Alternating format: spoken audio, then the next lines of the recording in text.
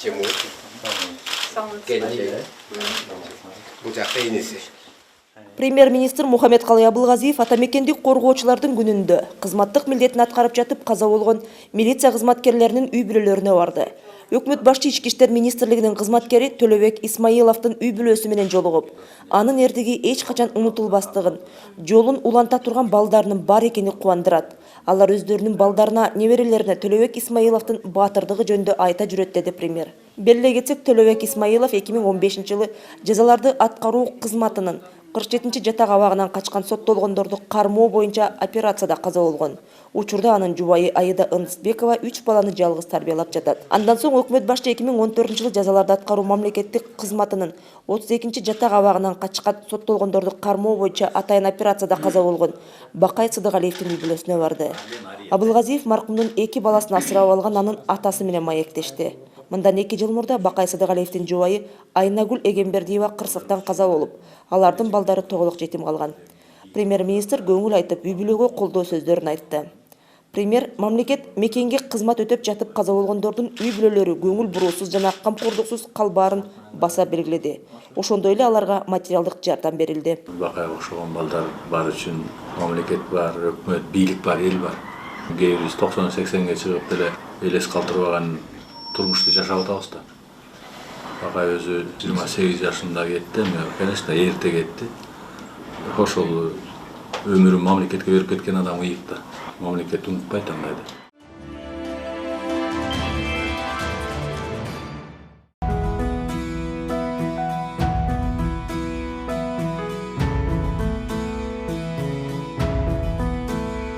ВГВ БЦЖ. Сарыктын Б түрүнө каршы эмдөө, кургак учукка каршы эмдөө. Бул эмдөөлөр төрө түйүндө жасалат. Пента ПКВ ОПВ. Балага 2 айында, 5 айында жана 1 жашында пневмокок инфекциясына каршы эмдөөлөр жасалат.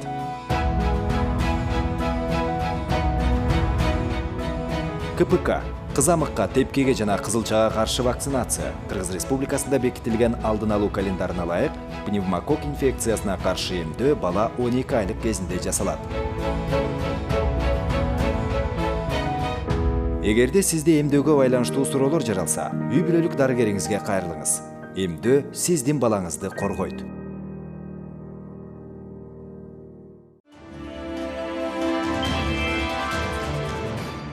Премьер-министр Мухаммедкалый Абылгазиев улуу жеңиштин 75 жылдыгына даярдык көрүү жана аны өткөрүү боюнча уюштуруу комитетинин жыйынын өткөрдү. Белгилей кетсек, уюштуруу комитети президенттин жарлыгына ылайык түзүлдү. Жыйында майрамдык иш-чараларды, республика боюнча өтө турган маданий массалык жана театрлаштырылган көрсөтүүлөргө даярдыктар талкууланды. Ошондой эле Бишкек шаарында аскердик жүрүш өткөрүү, Ыржев шаарында кыргызстандык жоокерлердин эстелигин орнотуу боюнча пландар тууралуу айтылды. Мындан тышкары Ош шаарында башталып 8 майда Бишкек шаарында жыйынтыктала турган жеңиш оту марафонун өткөрүү пландалууда. Абылгазиев учурда согуштун дээрлик бардык катышуучулары 90 жаштан ашып калганын жана алардын саны жылдан жылга азайып жатканын айтты. Анын маалыматы боюнча, эгерде 2019-жылы 380 ардагер болсо, азыр алардын саны 262 түзөт. Мухаммедкалый Абылгазиев ошондой эле согуштун ардагерлерин жана оруктун эмгекчилерин колдоонун кошумча чараларын иштеп чыгуунун зарылдыгын белгиледи. Баткенде кыргыз-тажик чек арасын делимитациялоо жана демаркациялоо боюнча өкмөттүк делегациялардын отуруму болду. Эки өлкөнүн делегацияларынын башчылары, вице-премьер-министрлер Акрам Мадумаров жана Адим Иброхим кыргыз-тажик мамлекеттик чек арасынын калган тилкелериндеги чек ара сызыгын мындан ары чийүүнү активдештирүү, ошондой эле чек араны делимитациялоого чейин Баткен районунун жана Исфара шаарынын ортосунда туташ эмес жана ортодо калган тилкелер боюнча маселелерди өз ара түшүнүшүү менен чечүүнүн зарылдыгы белгиленди. Соңунда укуктук маселелер боюнча жумуш топторго кыргыз-тажик мамлекеттик чек арасын делимитациялоонун укуктук негиздерин талкуулоону улантуу тапшырылды. Жыйындын алкагында күч түзүмдөрүнүн катышуусунда чек ара аймактарында жаңжалдардын чыгышын алдын алуу боюнча өз ара иштешүү максатында чектеш аймактардын башчыларынын өзүнчө жолугушуусу болду. Өкмөттүк делегациялардын отурумунун жыйынтыгы боюнча тиешелик протоколго кол коюлду. Бул жерде ушу күн тартибинде негизинен ушу кыргыз-тажик чек арасын тактоо боюнча ошол маселелер каралды. Бул боюнча биз мындан ары ушу жумушту активдештирүү боюнча макулдаштык. Эми бул чек ара маселелери өтө кыйын, бул бир күндө чечилбейт, өзүңөр билесиңер. Келечекте ушу маселени тезирээк чечкенге ушундай бир мындай макулдашууга жетиштик десек болот да. Андан сырткары ушу мына Баткен областы менен Сагды областынын ортосунда эки област жетекчилерин кол коюп, ушу эки элдин ортосунда бири-бирине болгон иш эркиндигин арттыруу боюнча, бири-бирине болгон мамилени жакшыртуу боюнча, мындай ушу чек ара аймактарында чыр-чатактын ушу болбоосуна бир кандайдыр бир негизде шарт түзөт деп мен ойлойм. Нарын облусунун Ат башы районундагы индустриалдык соода логистикалык борбордун курулушу боюнча долбоор жабылды. Логистикалык борбордун курулушу Нарын облусунун жана жалпы эле өлкөнүн экономикасын өнүктүрүүгө шарт түзмөк. Анын артынан бир катар башка келечектүү долбоорлор жүзөгө ашырылат эле. Бирок Ат башы районунун калкынын бир бөлүгү бул долбоорду аткарууга каршы болгондуктан, анын мындан аркы ишке ашырууну токтотуу жана долбоорду башка рынокторго багыттоого чечим кабыл алынды. Өкмөт ири бизнес долбоорлорду ишке ашырууга, гендерди өздөштүрүүгө тийиштүү бардык маселелер жергиликтүү коомчулук менен тыгыз иштеши аркылуу чечилип келгенин жана чечилерин билдирет. Белгилей кетсек, индустриалдык соода логистикалык комплекс боюнча тиешелүү мамлекеттик органдардын өкүлдөрү менен инвесторлор жана Ат башы райондук айылдык кеңештер менен кеңешмелер өткөрүлүп, алардын расмий колдоосу алынган. Ошондой эле жергиликтүү жашоочулар менен жолугушуулар өткөрүлүп, мында долбоорлордун мааниси түшүндүрүлүп, аны ишке ашыруу жактырылган. Учурда өкмөт айыл чарба жана токой чарба өндүрүшүндөгү жоготуулардын толтуруу үчүн инвестор тарабынан бөлүнгөн 45 миллион сомду кайтарууга даярданууда. Ушул аптада коронавирус боюнча штабтын жыйыны байма-бай өттү. Анда саламаттыкты сактоо министрлиги коронавирус боюнча дүйнөдөгү кырдаалды эске алып, Япониядан, Түштүк Кореядан жана Ирандан келгендер 14 күн атайын даярдалган жайларда карантинде болору айтылды. Буга чейин Кытайдан келгендер ушундай жайларда карантинде кармалып аткан. Бүткүл дүйнөлүк саламаттык сактоо уюмунун маалыматы боюнча коронавирус кандайдыр бир жөнөтмө же предметтер аркылуу жукпайт. Ал арада билим берүү жайларында инфекция жана өздүк гигиенаны сактоо эрежелери тууралуу маалыматтык түшүндүрүү иштери жүргүзүлүүдө. Экономика министрлиги болсо кырдаалга байланыштуу өлкөнүн экономикалык көрсөткүчтөрүнүн төмөндөшүнө жол бербөө боюнча антикризистик чаралардын планын иштеп чыгууда. Монополияга каршы жөнгө салуу агенттиги баалардын негизсиз жогорулашын алдын алуу максатында дары-дармектердин жана медициналык каражаттардын, ошондой эле негизги азык-түлүктүн наркына мониторинг жүргүзүп жатат. Сегодня 14 мест готовится, потому что карантин 14 дней, и ни одну из партий нельзя друг с другом смешивать. Кто сегодня прибыл, они группой проходят в одном месте, кто завтра прибывает группой. То есть вот такие вот условия. Конечно, это очень накладно для страны, но мы считаем, что такие меры необходимы. Өкмөт биометрикалык паспорттарды берүү процессин катуу көзөмөлгө алат. Бул тууралуу премьер-министр Мухаммедкалый Абылгазиев Бишкектеги калкты тейлөө борборуна күтүүсүз барган учурда билдирди. Белгилей кетсек, республикада жалпы жарандык электрондук паспорттарды берүү 2019 жылы башталмак. 2018 жылы 1,2 миллиард сомго жаңы үлгүдөгү паспорттардын электрондук бланктарын сатып алууга тендер жарыяланган. Эң минималдык эмес сумма 940 миллион 150 миң сом сунушталган. Литвалык компания жеңүүчү катары таанылган. Немистердин компаниясы сынактын жыйынтыгын жокко чыгарууну талап кылып сотко берген. Өкмөт башчы калкты тейлөө борборундагы бардык баскычтары менен таанышып, тейлөө кызматтары көрсөтүлүп жаткан жарандар менен маектешти. Муну менен катар премьер УНА ишканасына барып, анын ишмердүүлүгү менен таанышты. Премьер-министр мамлекеттик мекемеге келгендер менен пикир алышып, алардын сунуштарын жана даттанууларын укту. Негизден алар кызматкерлердин, анын ичинде тигил же бул кызмат үчүн төлөм алган коммерциялык банктардын жай тейлеп жаткандыктан узун кезек түзүлүп жатканын айтышты. Абылгазиев ошондой эле Инфоком мамлекеттик ишканасынын машиналарга мамлекеттик номерлерди чыгаруу процесси менен таанышты.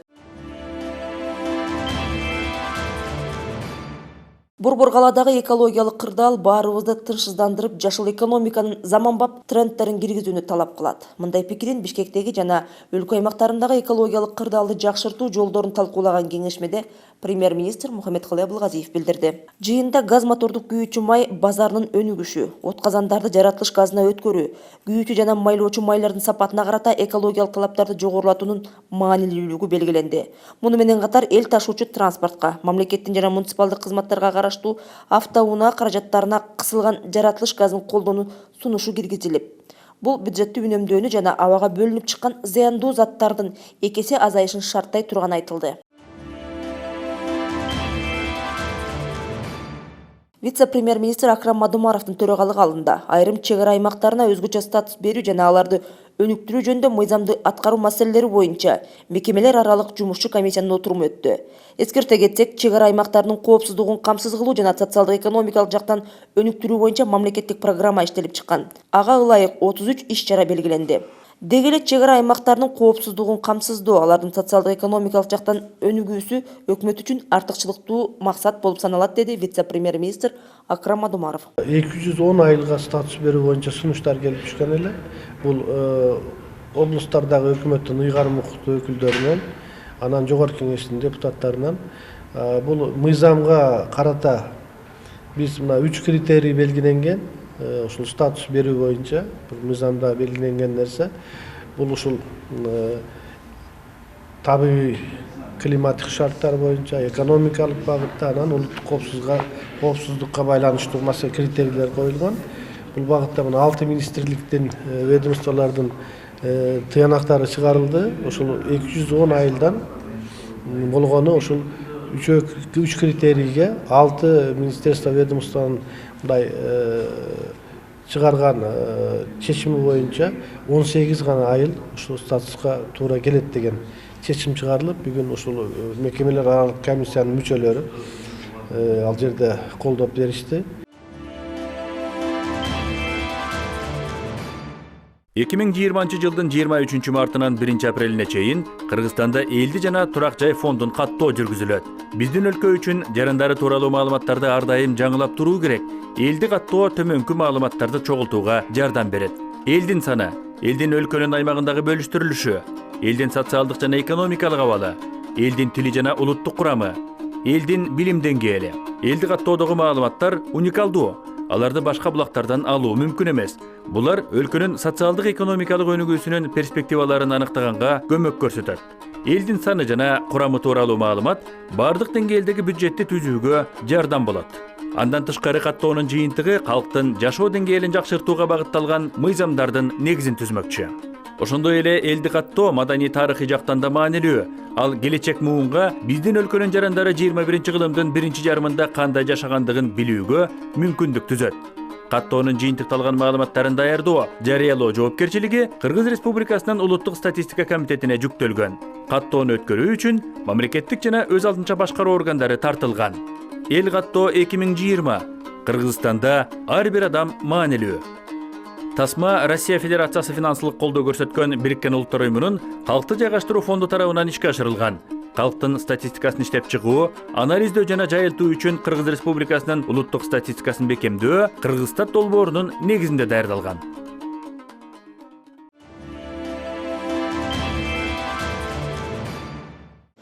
Булардын баары молочный биздики. Жергиликтүү продукция өзүбүздүн дүкөндөрүбүздө атаандаштыкка жөндөмдүү болуш үчүн атамекендик өндүрүүчүлөрдү колдоону күчөтүү зарыл. Бул тууралуу премьер-министр Мухаммедкалый Абылгазиев Ордо калаадагы чоң дүкөндөрдүн биринде өткөргөн көчмө жыйында билдирди. Анда премьер импорттун алмаштыруу саясатын күчөтүү зарылдыгын белгиледи. Өзүбүздүн атамекендик өндүрүүчүлөргө бир мүмкүнчүлүк түзө турган шарттарды алып келишибиз керек. Себеби дегенде өзүбүздөн чыгып аткан айыл чарба продукциялардын баары тең өзүбүздүн полкага келе турган болсо, буга биринчиден мамлекет өзү жардамдашыбыз керек. Экинчиден алып аткан өзүбүз керектөөчүлөр, потребители да. Өзүбүздүн товар экологиялык жактан таза, технологиясы башкалардан калышпайт, кээ бир жерде жакшы технологиялар келип атат.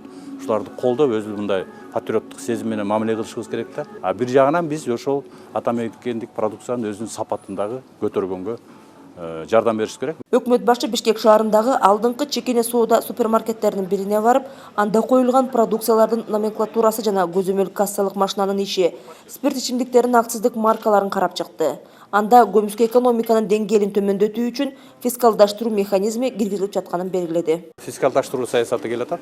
Ошо фискалдаштыруу саясатында ар бир чыгарылган товар өзүнчө эсептөө болуш керек.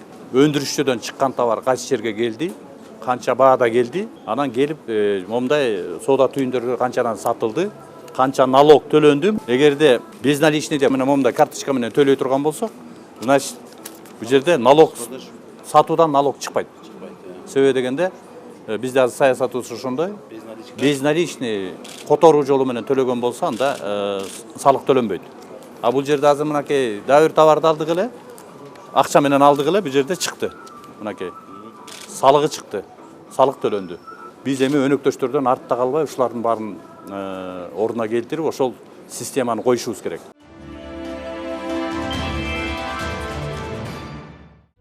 Урматтуу салык төлөөчүлөр, салык кызматы эскертет. Бирдиктүү салык декларациясын тапшыруу мөөнөтү юридикалык жактар үчүн 1-мартта, жеке жактар үчүн 1-апрелде аяктайт. Декларацияны өз убагында тапшырбагандарга айып каралган. Кеңири маалыматты 1240 номери аркылуу же салык кызматынын сайтынан алууга болот.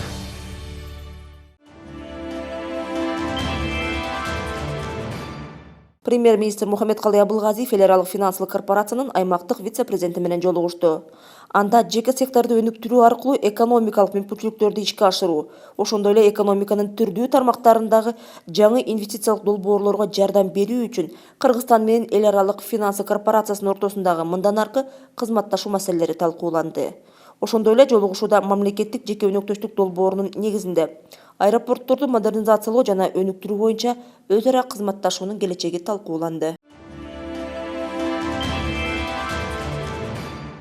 Кыргызстандын атамекендик лабораторияларын өнүктүрүү менен продукциялардын сапатын гана жогорулатпастан, аларды экспортко тоскоолдуксуз чыгарууну шарттайт.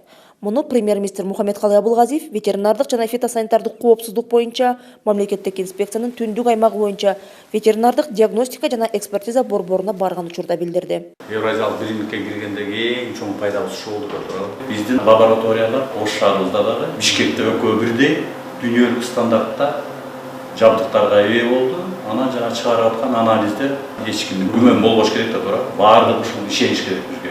Мурун Москвадан чыгардык, Алматыдан чыгардык, анализдердичи эле ошонун баарын бул жерде жасап калдык. Өзүбүздүн чарбабызга, ушу ветеринария тармагына тиешеси бар продукциялардын баарын дүйнөлүк деңгээлде анализин чыгарып, анан продукция сапатын да көтөргөнгө абдан чоң түрткү болду. Бул эми биздин өзүбүздүн жанагыдай улам талап коюп, улам биз бизнесмендерге, ишкерлердин баарына талап коюп аткан үчүн алар да ушул биздин стандартка келет деген ойдобуз. Премьер-министрге 2019 жылдын декабрында ташылып келинген жабдуулар комплексин көрсөтүштү. Алсак, түндүк аймак боюнча ветеринардык диагностика жана экспертиза борборунда 6 бөлүм бар. Жылына 5 миллиондогон, 10 миллиондогон проба изилдейбиз. Анан азыркы жабдуулардын баары эми ал акчага изилдөөгө мүмкүн эмес да. Диагностикалык набор бул эми чет мамлекеттен келет да. Ошонун баасы эле абдан кымбат да. Анан азыр ошол бизге бир болгондо 50 миллион, 60 миллион только лабораторияларга азыр акча каражаты керек болот. Бирок ал өзүн өзү актайт да, анткени ошол экспортко ошол тийиштүү экспертизаларды берип. Түндүк аймак боюнча ветеринардык диагностика жана экспертиза борбору Ош шаарындагы лаборатория сыяктуу эле улуттук макамга ээ. Эки лаборатория тең Евразия экономикалык биримдигинин реестрине киргизилген. Жабдуулардын орнотулушу менен ушул биздин эки лаборатория толугу менен азыркы шарттарга, талаптарга ылайык болду. Азыр Бишкек менен Ош шаарындагы эки лаборатория бул Евразестин реестрине киргизилген. Эми биз бул Евразестен сырткарыдагы үчүнчү өлкөлөр менен, Евросоюз менен биз экспорт кыла албай келгенбиз да, анткени ошон үчүн эми жабдуулар жетпей келген. Азыр ошол жабдуулардын баары толук орнотулду. Толугу менен өзүңүздөр көрүп атасыздар, ремонттон өткөрүлүп, азыркы талаптарга жооп берет. Бирлей кетсек, Кыргызстандын ЕАЭПке киришинин алкагында Россиядан жабдууларды сатып алууга акча бөлүнгөн. Өлкөдө 19 лаборатория, 2 улуттук, 4 зоналык жана 13 аймактык ветеринардык жана фитосанитардык лаборатория бар.